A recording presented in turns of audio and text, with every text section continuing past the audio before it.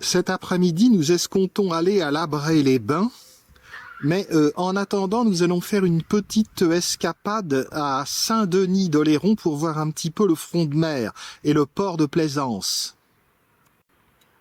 L'attrait est également de voir les belles cabanes en front de mer.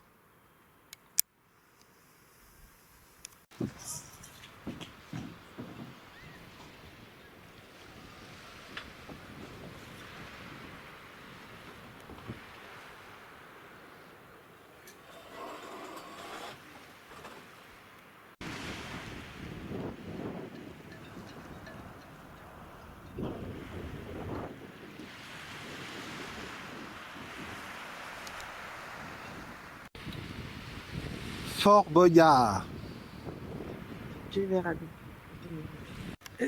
La base nautique.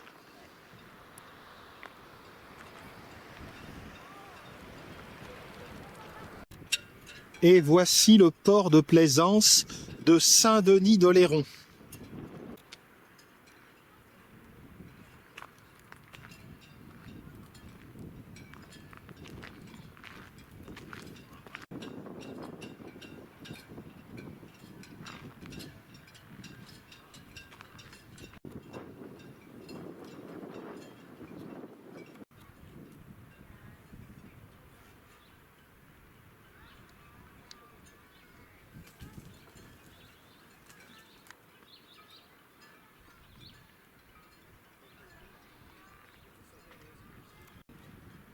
Ça n'a peut-être pas l'ampleur du port de plaisance d'Arcachon, mais déjà, c'est déjà pas mal.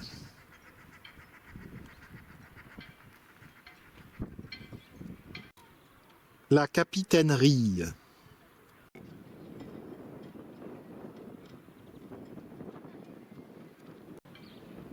Le petit train pour ceux qui veulent des visites tranquilles.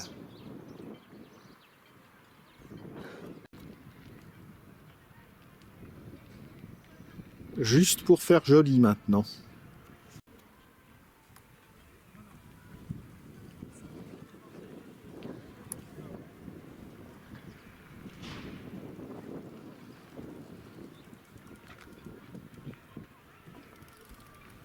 Les Joyce. Un bateau polonais, le Bali 44. Location de vélo, restaurant et bar.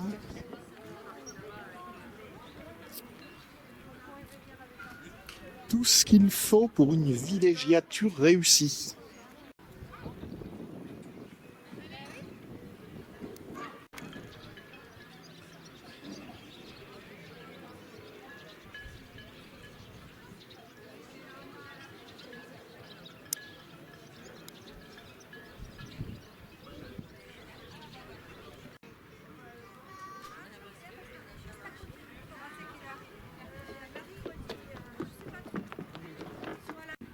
Ce port à échouage peut accepter des bateaux de 9 à 10 pieds de tirant d'eau.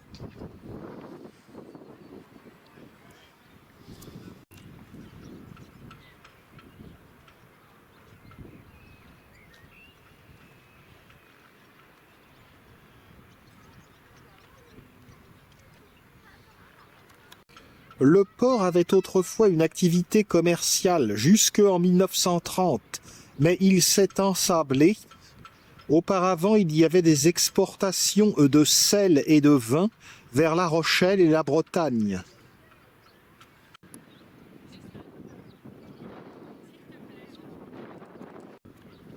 Sous le Second Empire, on avait édifié un brise-lames, mais il a été détruit en 1926.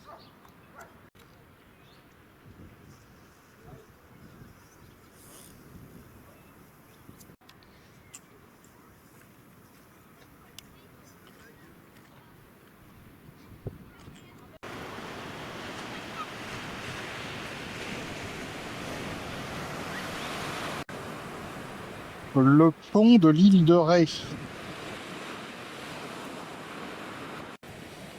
La Rochelle et son port, la Palisse.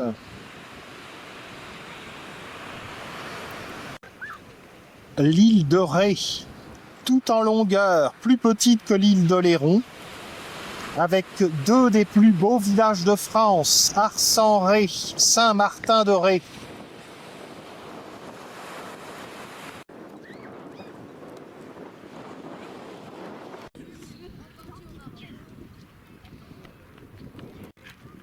Et voici pour une vision rapide du port de plaisance de Saint-Denis d'Oléron.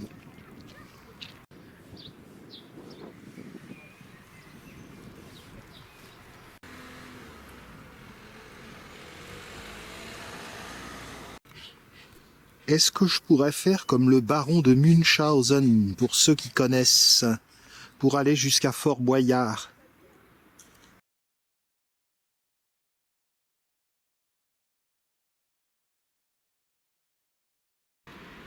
Je me trouve à Labré-les-Bains, sur l'île d'Oléron. Voici la plage de Plangineau.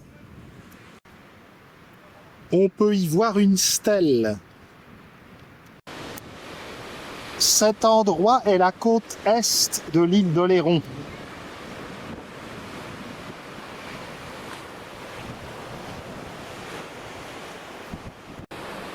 En face, La Rochelle et l'île de Ré. Tamaris. Nous allons longer de ce côté. Belle demeure le long du boulevard.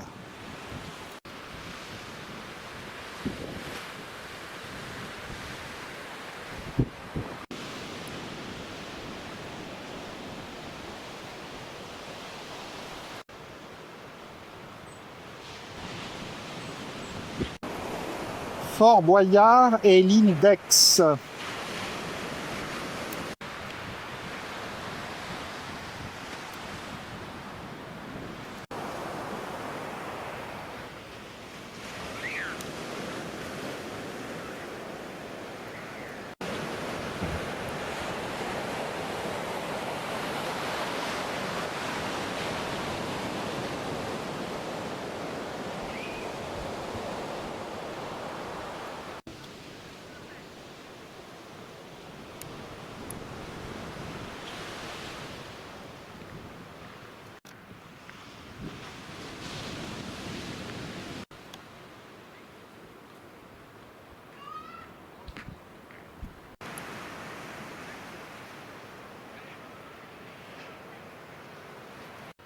Cette maison est vraiment soignée. Détachons-nous de la plage et empruntons la rue des Tamaris. Nous allons voir l'intérieur du village.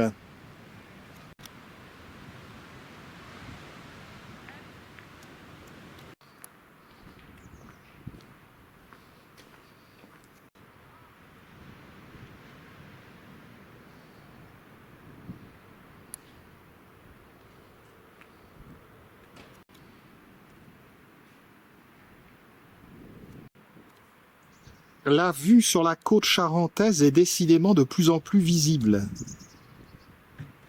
Une vue visible, je crois que je n'ai pas bien choisi mes mots.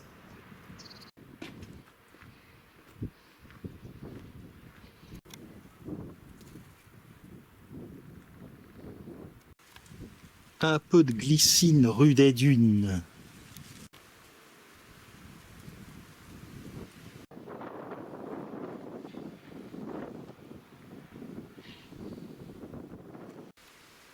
Arbre de Judée.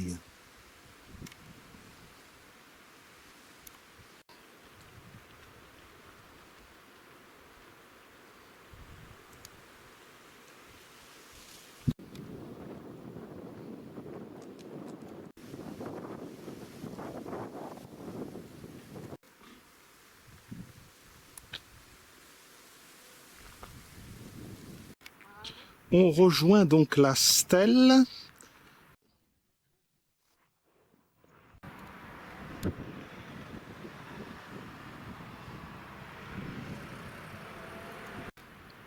Finalement, revenu ici, nous prenons le parti de reprendre la voiture et d'aller à un autre endroit.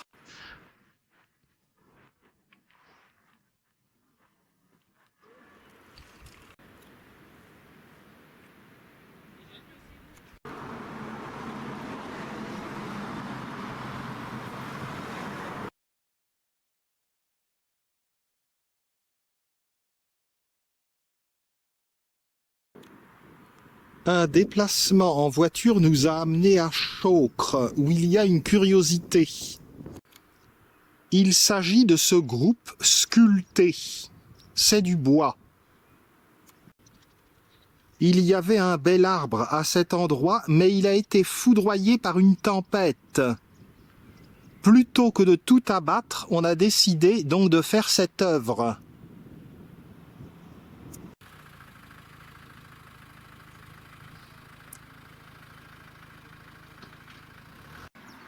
Le cyprès de Chaucre est né en 1898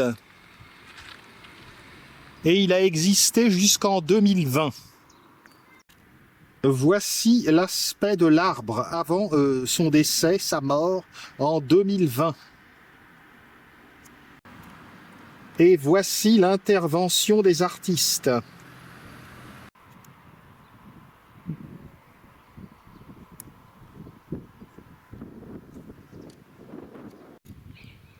En Normandie, nous avons un chêne millénaire près de Yvetot, le chêne d'Allouville. Est-ce qu'il connaîtra un sort semblable ?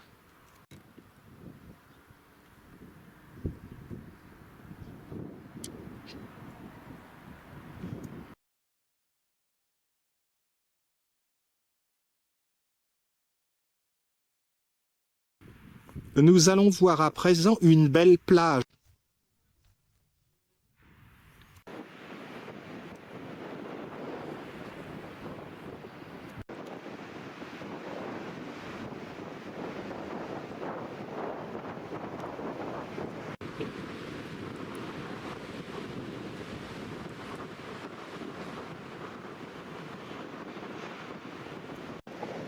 Dans la direction du phare de Chassiron, mais on ne le voit pas d'ici.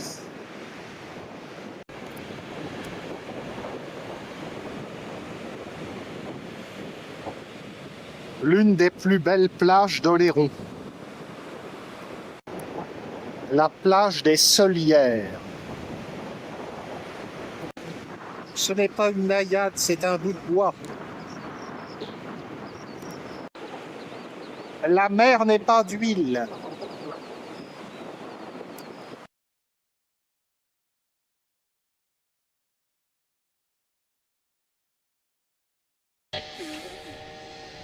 Sur la côte ouest de l'île d'Oléron, voici le port de la Cotinière.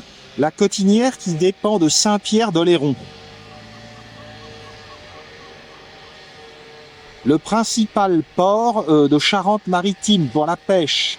100 pêcheurs et 100 bateaux de pêche et 300 pêcheurs. Le bar La Gaîté était le repère des marins et des touristes.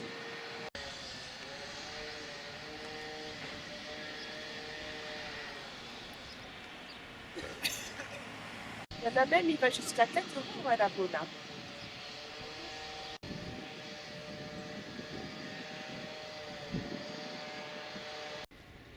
Ici, on récolte des bars, des sols, des raies, des langoustines, des crevettes, des lottes.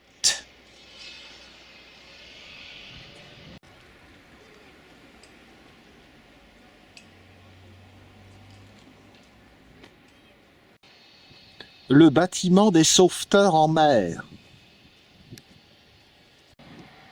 Ici, on fabrique des crêpes au mètre. On ne voit pas ça partout. On se dirige vers la criée.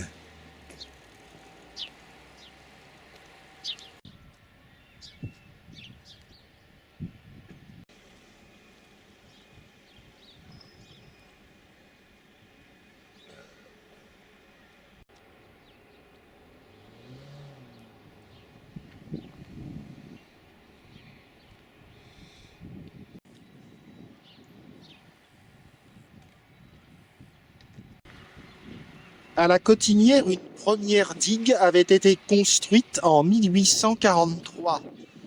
Mais il a fallu construire et reconstruire parce que la mer est là, évidemment, pour renverser le travail des hommes.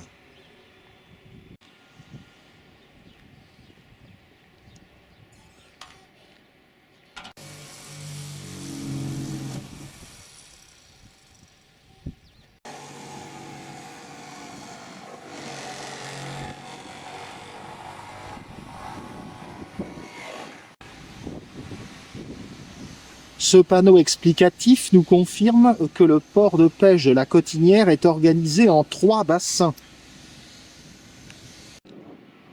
À un bout, on trouve le marché Victorine et de ce côté, la nouvelle criée. Cette nouvelle criée comporte une terrasse qui permet d'avoir une belle vue sur l'ensemble.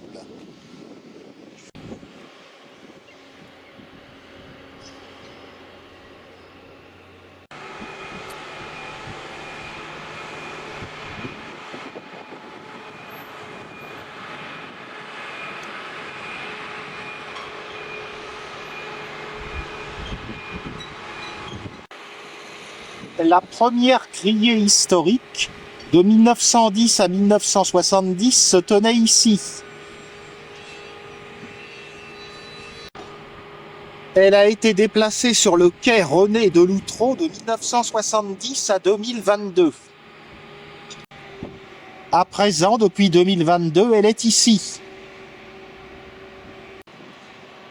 On ne voit pas beaucoup de bateaux de pêche, ils sont partis en mer. Un panneau pédagogique explique le rôle de ce chariot élévateur qui peut soulever 200 tonnes.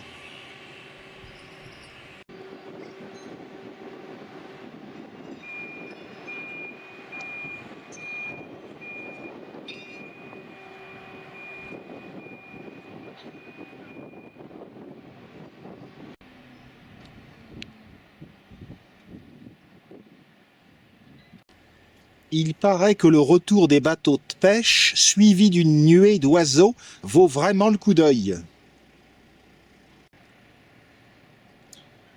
Explication sur les marailleurs grossistes qui achètent en criée les produits de la pêche, les préparent et les expédient aux poissonniers.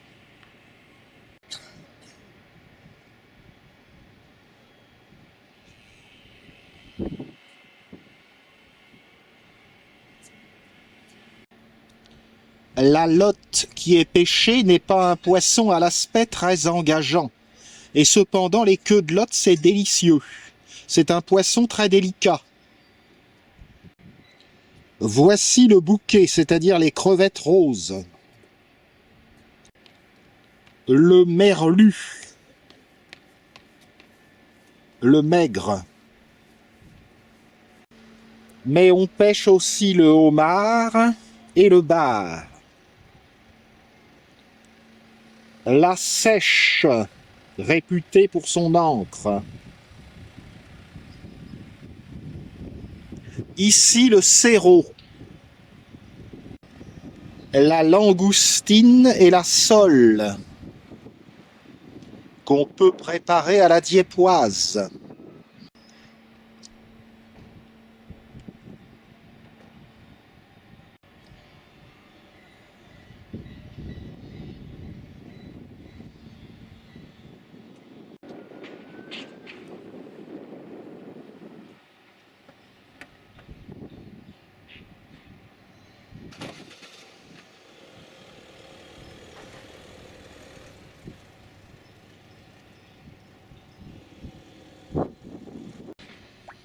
Explication sur les manières de pêcher avec un chalut qui est un filet ou la drague. Dans le pertuis d'Antioche, on peut notamment par la drague récolter des coquillages comme les coquilles Saint-Jacques. La remontée du poisson. Après avoir ouvert le filet, il y a déjà un tri à bord. Et dans la cale du navire, on traite le produit de la pêche. Si le chalut est un filet formant une poche, eh bien, il y a le filet tout simple, filet droit ou filet maillant, filet en mêlant. Il y a également le palangre, grande ligne à hameçon, et puis les casiers. Bref, tout un arsenal pour les spécialistes. Ici un casier.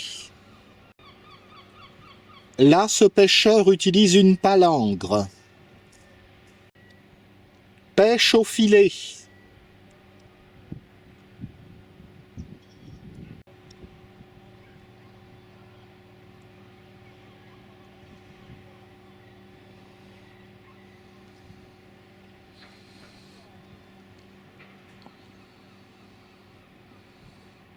Rendons hommage à ces hommes dont le métier est difficile.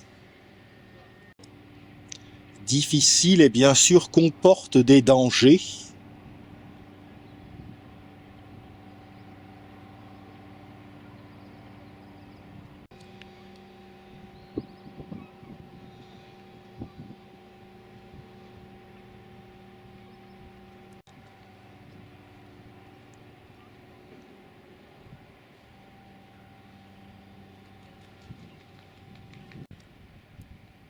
De nombreux travaux importants ont débuté ici en février 2019. Voici la position de la cotinière sur l'île d'Oléron.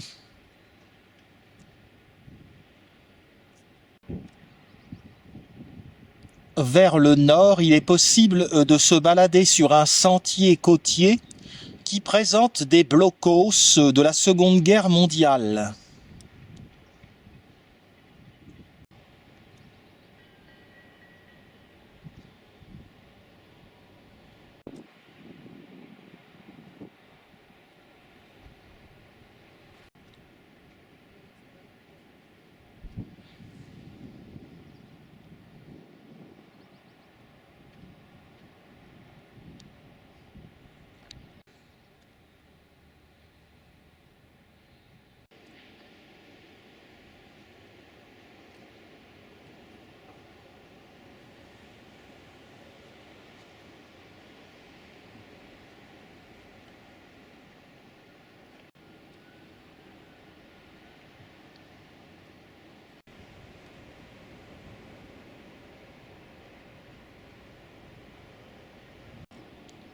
On contourne la Nouvelle Criée.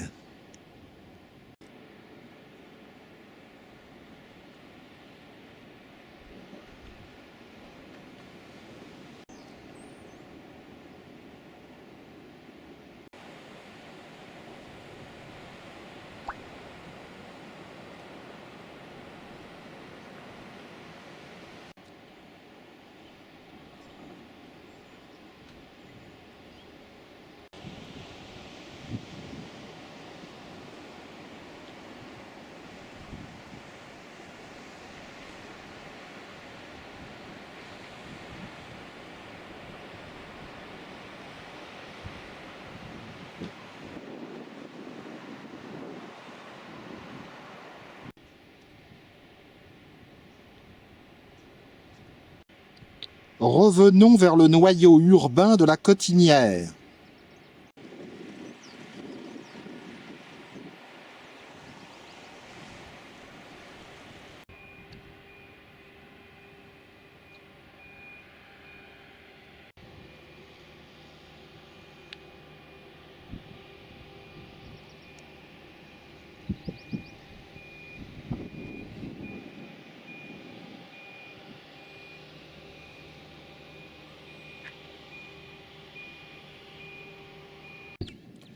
Les habitants de la Cotinière sont désignés sous le nom de Cotinards.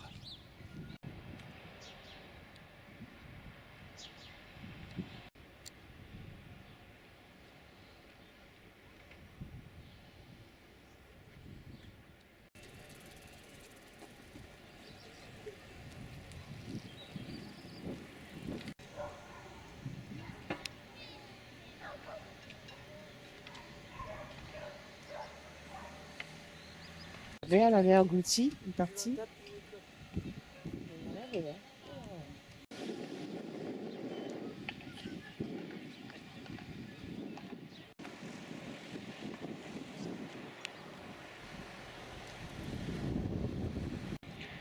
De ce côté, évidemment, ce ne sont pas des bateaux de pêche, ce sont des bateaux de plaisance. On longe le bar La Gaîté que nous avons dans le cœur. d'autant que le soleil revient plus généreusement.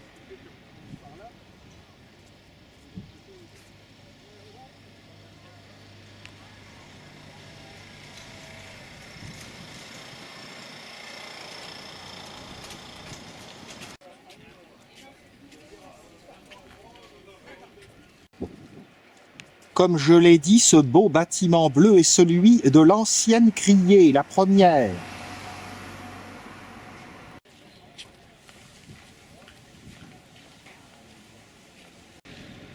Voici la seconde criée qui a duré jusqu'en 2022. Juste à côté de l'ancienne première criée, il y a donc le marché de Victorine.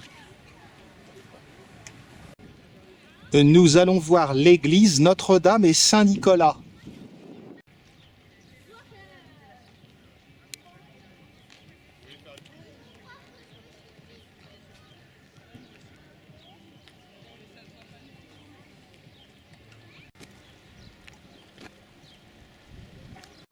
L'église Notre-Dame et Saint-Nicolas est moderne. Elle date de la fin des années 60. Les vitraux sont colorés en bleu, en référence au monde de la mer.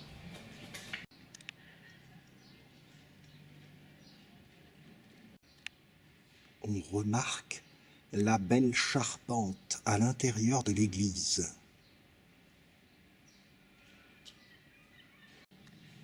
Le bénitier est couleur locale.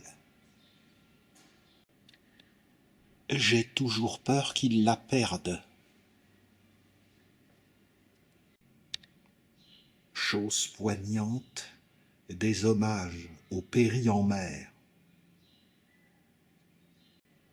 Un ex-voto en forme de maquette de bateau. Dans cette niche, vraisemblablement une vierge à l'enfant qui a dû être transférée d'un édifice religieux antérieur.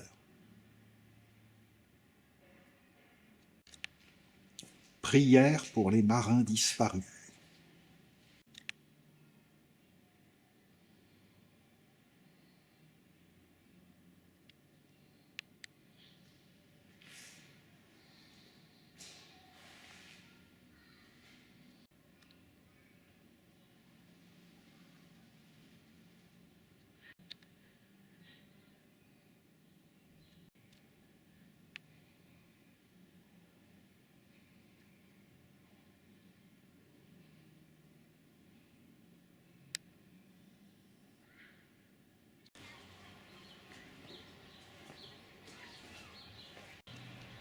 À côté de l'église Notre-Dame et Saint-Nicolas, une stèle à la mémoire des marins péris en mer. Poursuivons notre circuit découverte.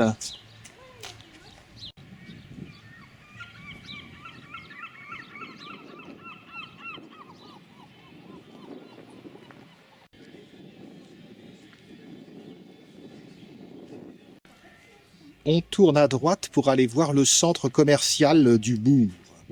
Quand je dis commercial, je veux dire la rue commerçante.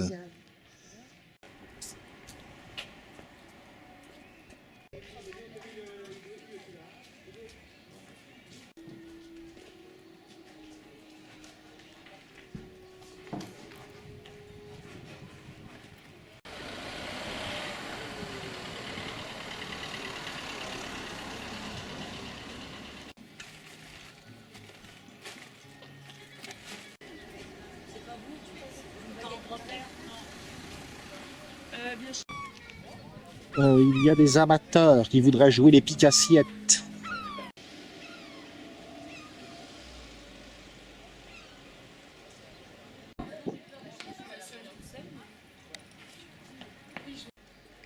Passage du boulanger.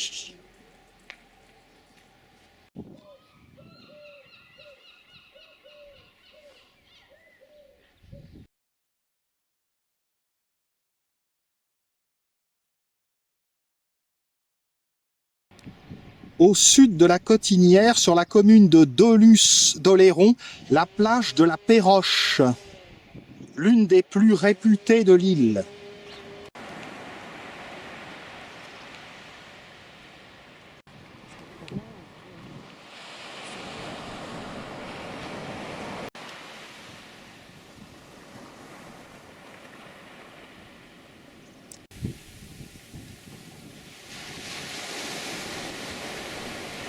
Cette plage est moins dangereuse que d'autres.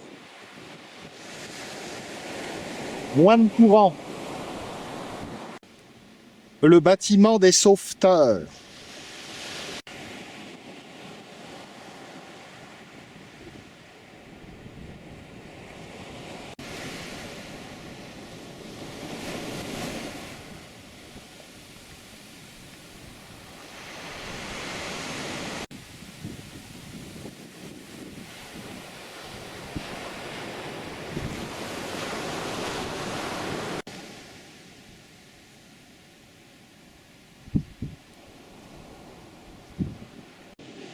Le rebord de la plage.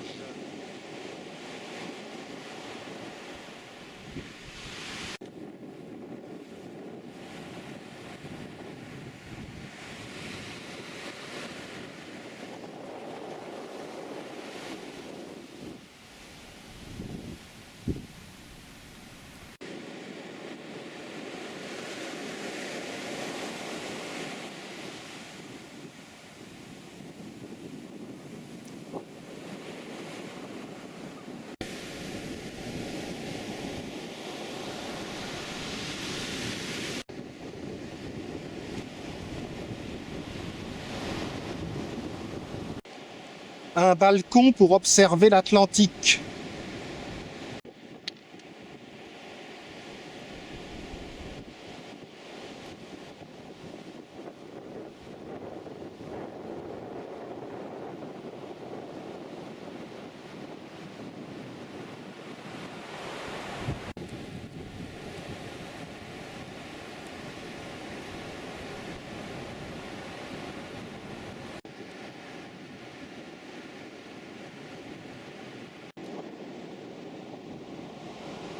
Ma foi peut-être faire d'autres inspections. Le sable est fixé par des griffes de sorcières.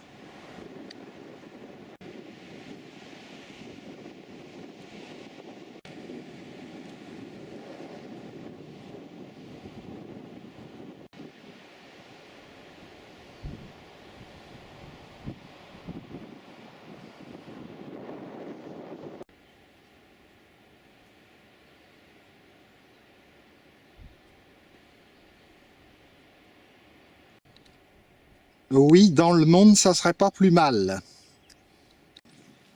Sur cette habitation ancienne, une curiosité, une toute petite fenêtre.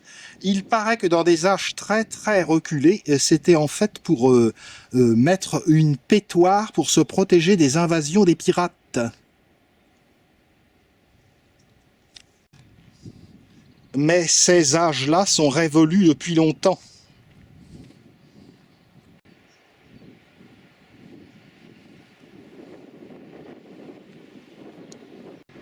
L'érosion côtière nécessite des travaux particulièrement onéreux. Ici, 260 000 € pour protéger le site.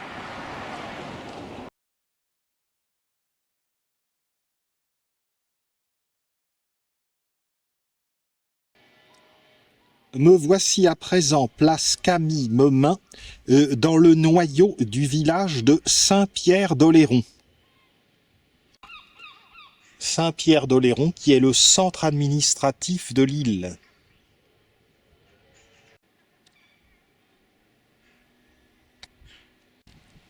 Sur la place se dresse un superbe monument du Moyen-Âge, et plus précisément du XIIIe siècle, au moment de l'occupation anglaise. Il s'agit là de la lanterne des morts. La lanterne des morts a une hauteur de 26 mètres. Elle avait pour but de guider les âmes des morts. On allumait un feu en haut. La tour est gothique et comporte 8 côtés, mais la flèche n'en a que 5.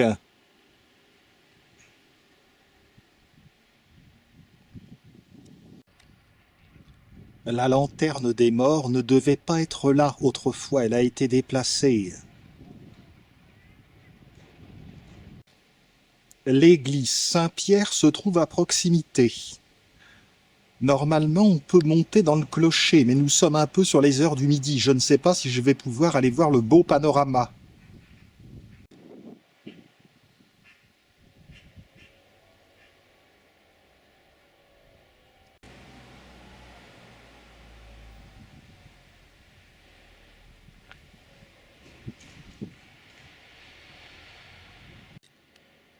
La place Camille-Memin fait parking, mais elle a tout de même un certain cachet, avec les demeures anciennes qui la bordent.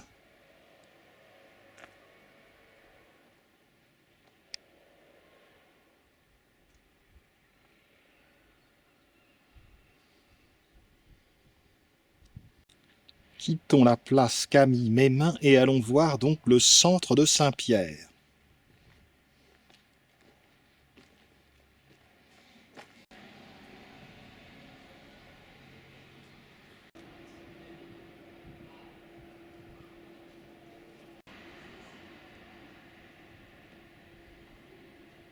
Beaucoup de maisons sont blanches sur l'île d'Oléron.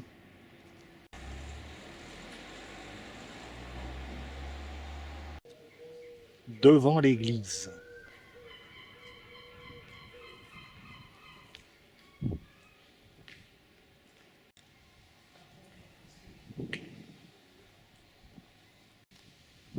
S'il y a eu une construction au XIIe siècle, l'église actuelle la remplace et le clocher date du XVIIIe siècle.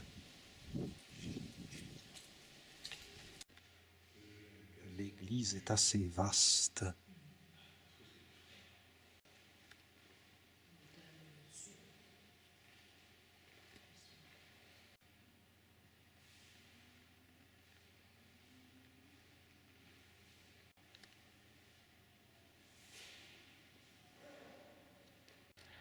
Élément particulièrement remarquable, toute cette charpente, notamment dans le chœur.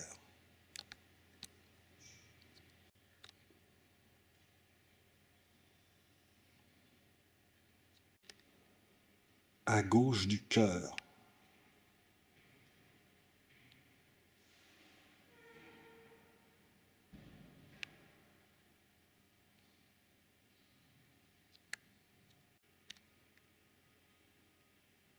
Une clôture gothique pour aboutir à une chapelle.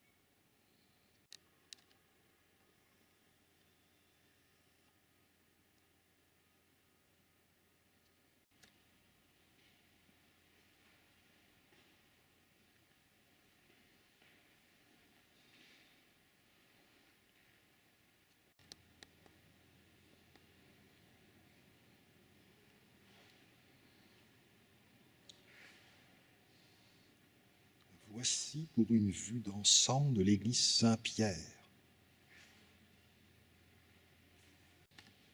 Manifestement, le clocher est fermé. J'aurais bien gravi ces 169 marches pour voir le panorama sur toute l'île d'Oléron et au-delà. Ce clocher s'élève jusqu'à 32 mètres. Un vieux puits sur la place de l'église.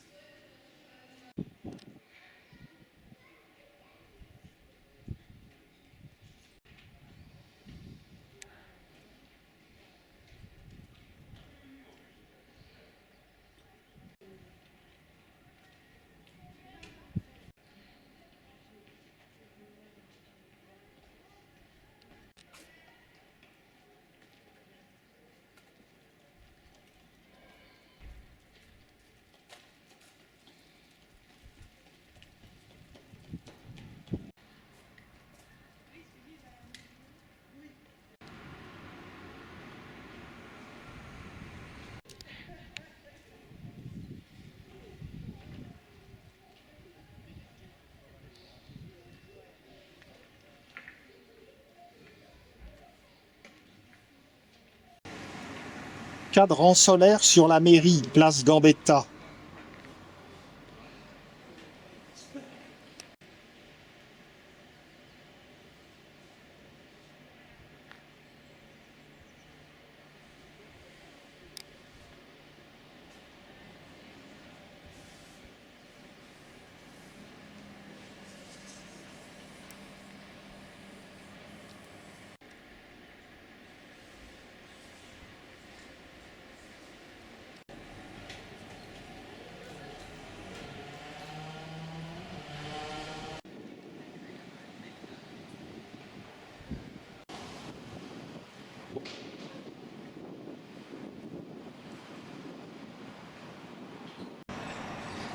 Aliénor d'Aquitaine a séjourné à l'île d'Oléron en 1199, avant d'aller mourir à Fontevraud en 1204.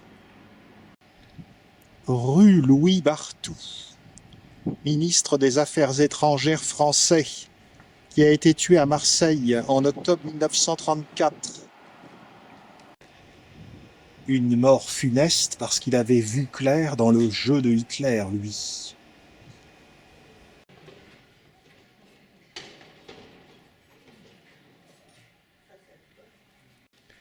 Je suis revenu à l'église et j'ai vu qu'il y a une petite exposition sur Pierre Loti derrière.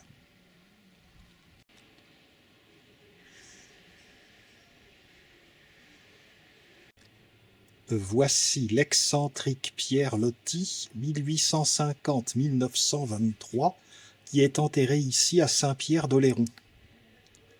L'auteur de Pêcheurs d'Islande et grand voyageur. Son vrai nom était Julien Viau. Il est né à Rochefort. Allons voir cette petite expo.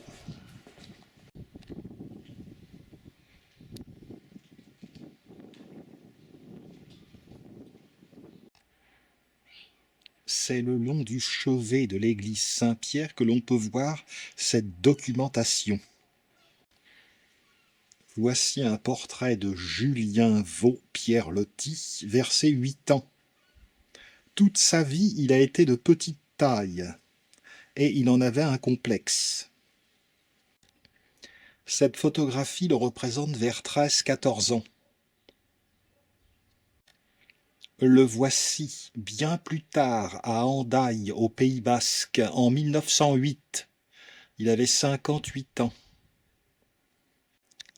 Le Pays Basque est présent dans l'œuvre de Pierre Loti avec son roman Ramuncho.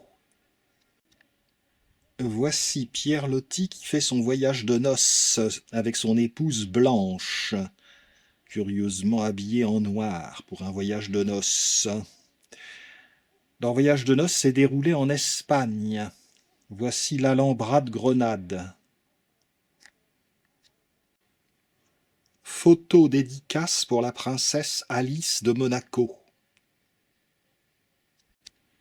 Dans le jardin de sa maison de Rochefort en 1921, donc à l'âge de 71 ans, avec son petit-fils.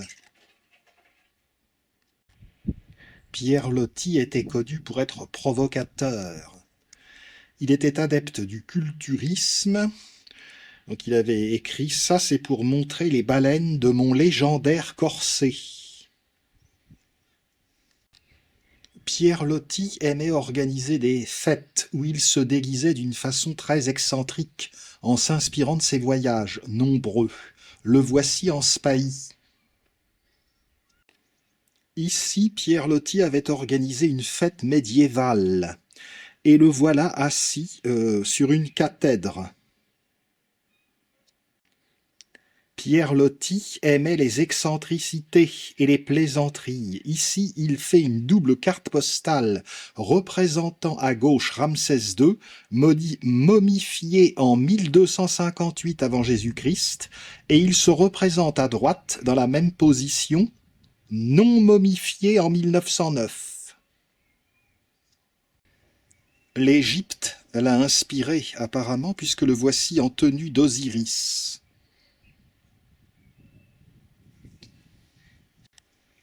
Ici, en acrobate.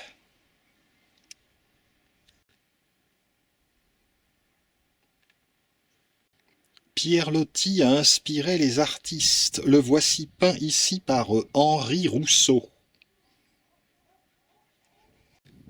Nous voyons ici une caricature dans le journal Le Rire. Pierre Loti a été élu à l'Académie française en 1891.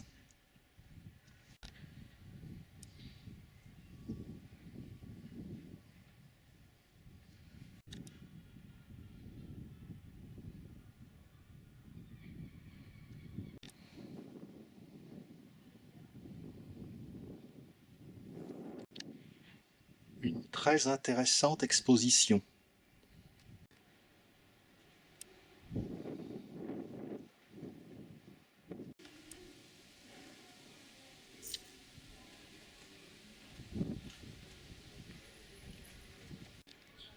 C'est parce que Pierre Loti avait fait l'école navale à l'âge de 17 ans qu'il a beaucoup voyagé. En Algérie, en Amérique du Sud, à l'île de Pâques, à Tahiti, où la reine Pomaré lui a donné le nom de Loti, du nom d'une fleur. Parmi les romans de Pierre Loti, Asiadé, donc le roman d'un spahi, pêcheur d'Islande, Ramuncho, fantôme d'Orient. Pierre Loti est enterré dans la rue du même nom, dans la maison des aïeuls, avec son sceau et sa pelle, selon son vœu. Il avait gardé une âme d'enfant. J'ai trouvé la rue, et donc c'est au 19 qu'il y a la maison des aïeuls, où il est enterré.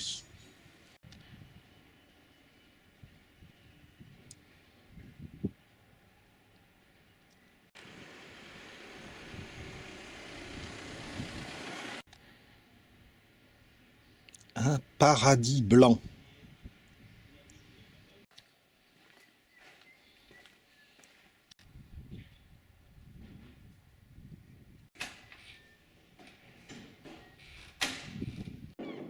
Voici le 19, la maison des aïeuls qui ne se visite pas. À Rochefort, cependant, il y a un musée Pierre Loti. Je rappelle que c'est à Rochefort que Pierre Loti est né.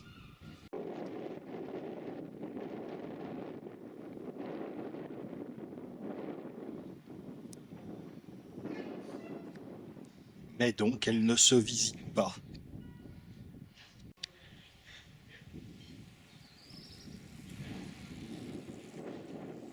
Regardez cette petite maison croquignolette. Un peu plus loin, il y a un petit square et on peut voir un buste de l'écrivain.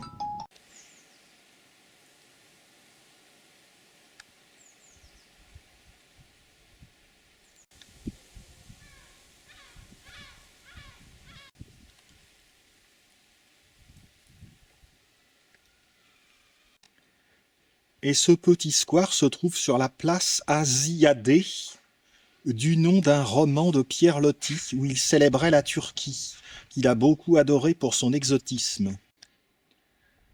Voilà pour cette rapide visite de Saint-Pierre-d'Oléron qui m'a beaucoup charmé.